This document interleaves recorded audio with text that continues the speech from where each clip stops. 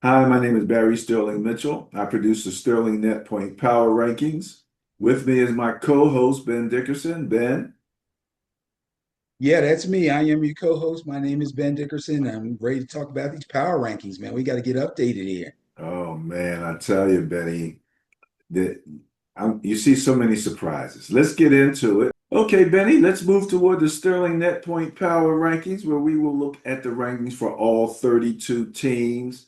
And we're going to look at them in quarters, Benny, um, eight apiece, four times eight, 32. We're going to start at the bottom, Benny, 25 through 32. Now, we will see some names that we did not expect to see down in this area, especially in absolute last place, 32. We see Baltimore Ravens giving up 32.3 points per game.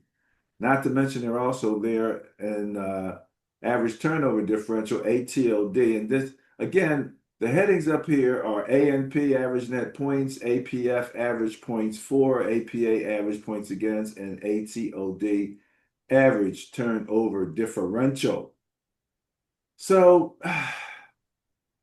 the teams, you might expect some of these teams to be here and be a little surprised at some of who are in this neighborhood, as I like to say.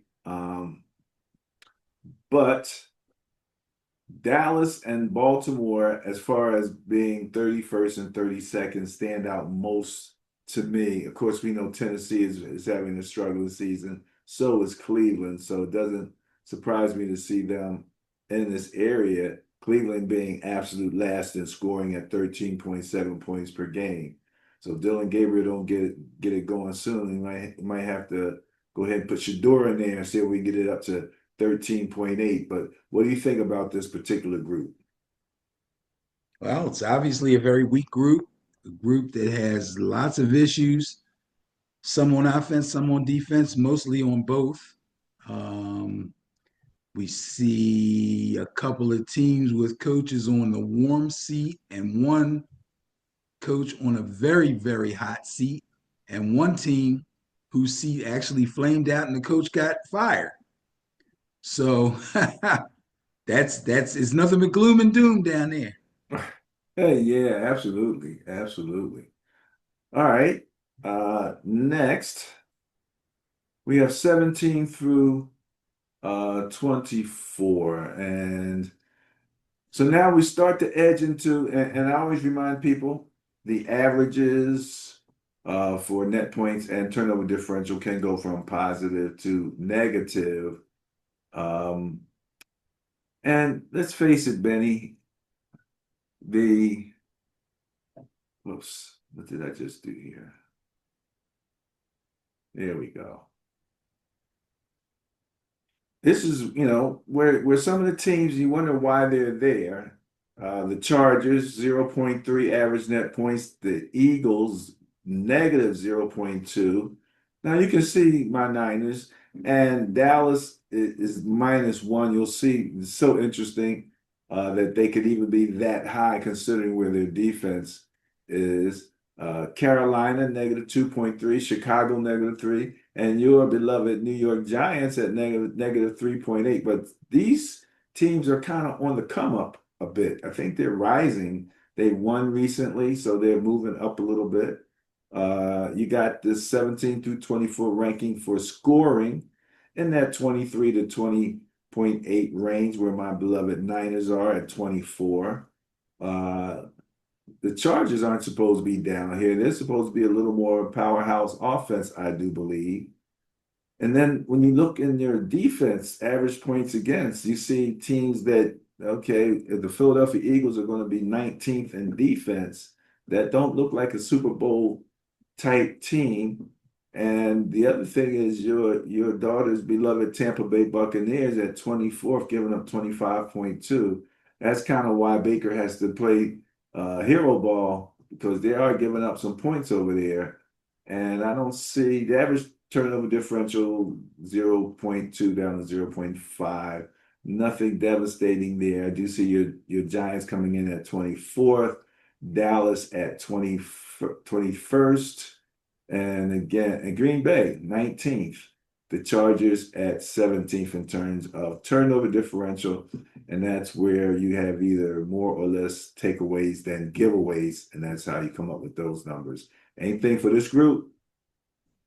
This kind of middle of the road here, or the bottom part of the middle of the road anyway. Most of these teams are on the come up. A couple of them are on the come down. If you want to look at the results of their last games, there's some teams that won't be here long and will be elevated to the next 1/4 of the list within this week's time, I do believe. Okay, you're seeing some upward movements, eh? Absolutely. All right, well, let's look at the upward movement that they could be going to. Now we're looking at 9 through 16, Benny. Kansas City at 5+5.2 coming in ninth, followed by New England, Buffalo, and the LA Rams, all tied at +5 in average net points. Jacksonville, 3.2, Pittsburgh, 2.4, Tampa at 2.3, and Arizona at 0.5. Let me see something. I remember seeing something that I thought I wanted to mention. Yeah, Atlanta in 18th place, average net points is 0. So they're breaking even right now in Atlanta. But back through 9 through 16, Kansas City in ninth place scoring 25.8, followed by Chicago, right up there with Kansas City, New England 25, Minnesota 24.6, Baltimore 24, Pittsburgh 23.8, Philly 23.7, and the Rams 23.3.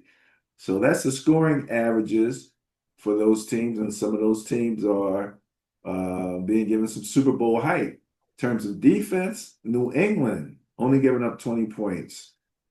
Green Bay, Kansas City, the Chargers, all around 20 points, a little more left of a fraction there. Washington, 21, and Arizona, my Niners, and Pittsburgh, all in that 21-point range in terms of the numbers of points that they're giving up. And then turnover differential, we go from the negative to the positive with Atlanta, the Rams, and Philadelphia in 9th, 10th, and 11th place. Anything for this particular group? So this is a group that if you're not in the top, this is where you want to be. Besides Arizona and possibly Jacksonville, and I would say Jacksonville's chances are a lot better than Arizona's. Every single one of these teams on this particular part of the list have a good playoff outlook, at least at the minimum wild card status. Quite a few of them have strong possibilities of winning their divisions, which, of course, would warrant them a bye in the first round. So they are all in the mix. Of course, it is still early in the season, but at this moment, they are definitely in the mix. Matter of fact, I don't even want to put the bad word on Jacksonville. They're in the mix. Pittsburgh, no doubt about it, is in the mix because the rest of the division is a mess. Tampa Bay is hanging on. As long as they can keep Atlanta at bay, they should be fine. Arizona's the only team on this particular part of the list that really doesn't have a shot, in my estimation. Well, one team that I kind of look to see whether the team is operating at around the same level of efficiency across their three teams, offense, defense, and special teams. We don't have those, but we do have turnover differential. And the name that is popping up across all of these categories, New England. I see them Yes. +5 with 25 points a game, giving up 20 points a game, and average turnover differential is 0. So I'm really impressed with New England, and they moved into first place in that division with that loss to the Bills. So it's getting hot up there. Let's take in the beginning, when the season started, I don't think anybody besides the people that live in Massachusetts would believe that Buffalo would get bumped out of winning that division. But the possibility now strongly exists. Obviously, being in the same division, they play each other twice.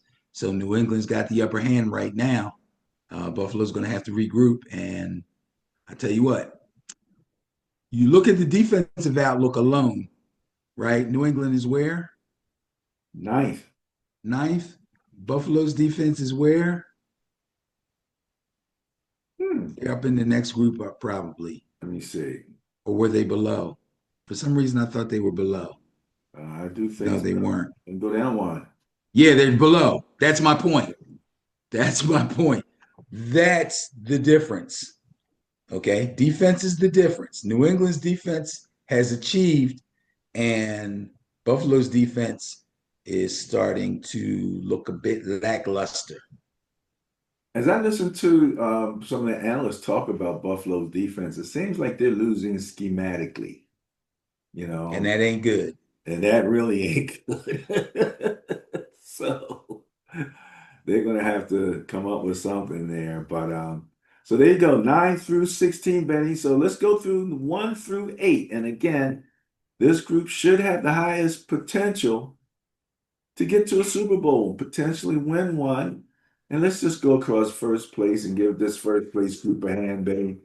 The Indianapolis Colts coming in first at plus 13 average net points, and then coming in first in scoring, putting up 32.3 points per game.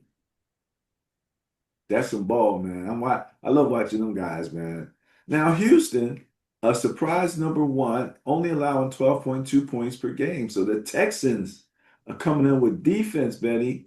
And Chicago, the Bears in first place, an average turnover differential at 1.6, ranking first. However, I'm going to give that a weather aided average turnover differential. That's that turnover against Washington.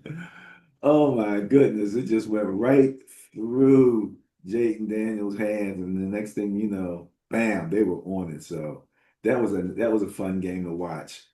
So we got 1 through 9: Indianapolis, Houston, Detroit, Seattle, Denver, Green Bay, Washington, and Minnesota. Um, I'm keeping my eye on Pittsburgh because they look like they're going to be running that division if Aaron can stay healthy. Offensively, Indianapolis, Detroit putting up 31.8. They got beat schematically. Dallas, 29.7 points per game. What did you say last week? Dak don't suck. Not at all. Buffalo putting up 27.8, just a tad over Seattle and Tampa Bay, all in that 27-point range. Washington at 26.3 and Green Bay 26.2. So there's your top 8 in scoring. Now, defense wins championships, Benny.